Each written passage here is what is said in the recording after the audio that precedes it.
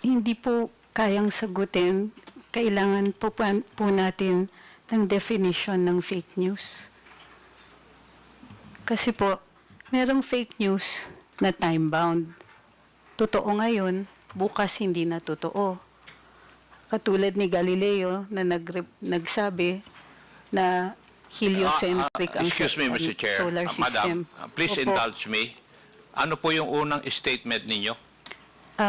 Baka po para magkaintindihan ay i-define po natin kung ano ang fake news. Yung sumunod na statement. Kasi minsan po, ang tinatawag na fake news ay time-bound. Posibleng totoo ngayon, bukas hindi na totoo. Katulad nga po ng heliocentric versus the geocentric solar system. Naparusahan po si Galileo. Pero 600 years later, nag-apologize ang simbahan. Dahil totoo pala siya. So, what So- is the advantage of fake news? No, sir, we can only answer that question if we define what fake news is. And may I know, from your background, how would you define fake news? Sir, that's one of my problems with the proposed legislation, is that it is very difficult to pin down a definition for fake news. May I know, Marami may I po know akong what binasa. proposed legislation are you talking about? Sir, Representative Ace Barber says that he proposes regulation, a regulatory framework for social media to combat fake news.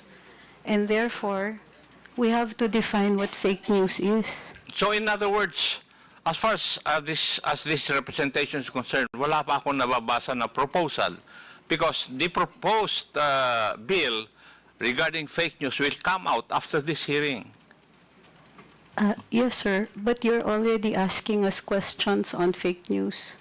Yes, kaya nga, kasi that is why we're holding this para magkaroon po kami ng clearer understanding kung bakit, ano ang fake news, ano yung ill effects ng fake news, ano ang advantages. That's why I'm asking, ano ba ang advantage ng fake news?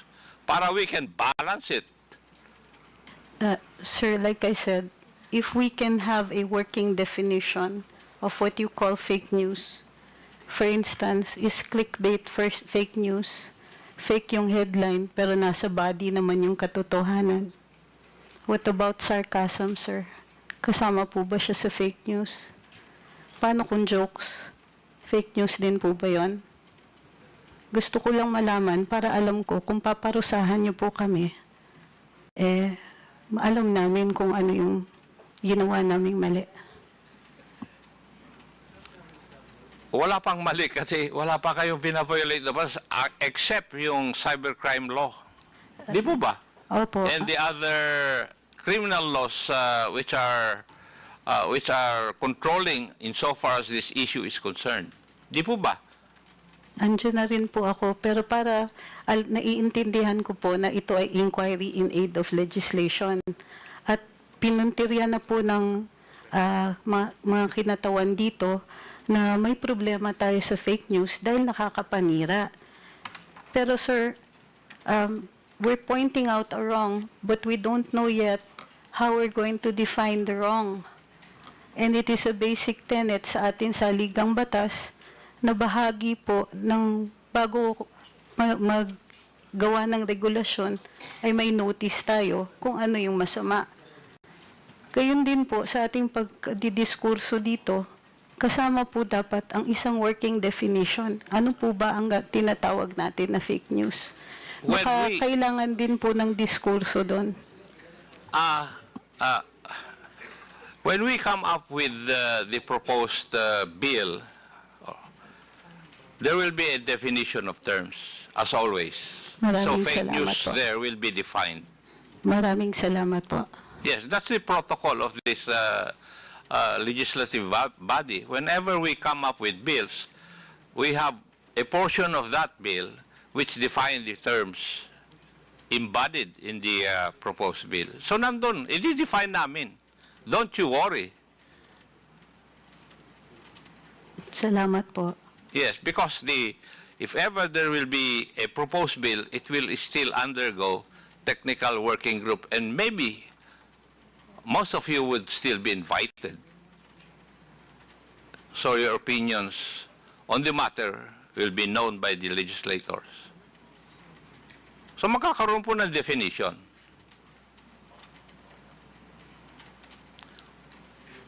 Would that allay your fears, Madam Angeles? Yes, sir. Pero sana, ano lang po, ang request lang po, naiintindihan ko po na nagagalit kayo dun sa ibang napopost ng mga kasamahan ko. Hindi po ako nagagalit, Madam Angeles. Kasi ang nagsasabi lang sa akin, yung mga anak ko, kung binabanatan po ako. Sila po ang mahilig magbasa. Ako, I'm too old already to read all those things. Naiintindihan ko po, sir. Pasensya na po kasi bahagi rin po ng pagde-develop ng ating komunikasyon at yung bagong teknolohiya na tinatawag nating social media. Pati po yung values nagde-develop din. Sana naiintindihan din po ninyo na bahagi din po ito ng kahit anong pagbabagong nangyayari. So, Yeah, pero kung yung means na pagbabago ay labag po sa batas, tama po ba yun? Attorney? Sir po, pakiulit po. Kung yung pagbabago na sinasabi po ninyo, kasama sa pagbabago, ay kung labag naman po sa batas. Kasama po sa batas? Hindi, O labag? labag po sa batas. At Sir, nakakasama doon sa mga citizens ng country na ito. Tama Sir, po ba yun? Sir, maliwanag naman po pag may paglalabag sa batas na kailangan itong parusahan. Sa tingin po Pero, ninyo, sa experience po nyo, kayo po ang kasama dyan sa business na yan, wala po bang paglalabag sa batas na nangyayari ngayon? Wala po naman din akong sinasabi na walang paglalabag. Hindi, tinatanong ko nga po kayo. Hindi ko naman sinasabi na sinabi ninyo eh. Binabato mo sa akin yung katanungan ko eh. Kayo po ang nagpa-practice nito. Sir, Nababasa po ninyo yung mga blogs ng iba. Wala po ba, sa tingin ninyo, wala pong paglalabag sa batas? Sir, kung sa fake news, Hindi, sagutin niyo iba-iba po pong muna level. yung tanong ko. Sir, may mga nakikita ko, yung iba ay libel, mayroon pong iba na dahil hindi po nila naiintindihan, mayroon posibleng mga unlawful utterances. Pero covered nga po siya ng batas.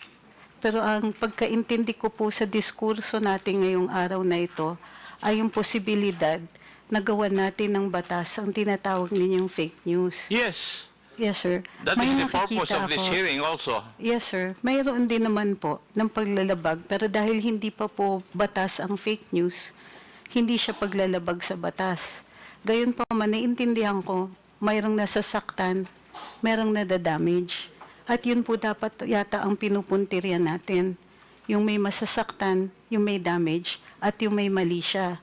Kung titignan po natin ang batas, lahat po ng limitasyon sa kalayaan magsalita at magpahayag ay ukol doon sa mga may masasaktan, katulad ng bayan o kaya individual, o mayroong malaking possibility ng kaguluhan.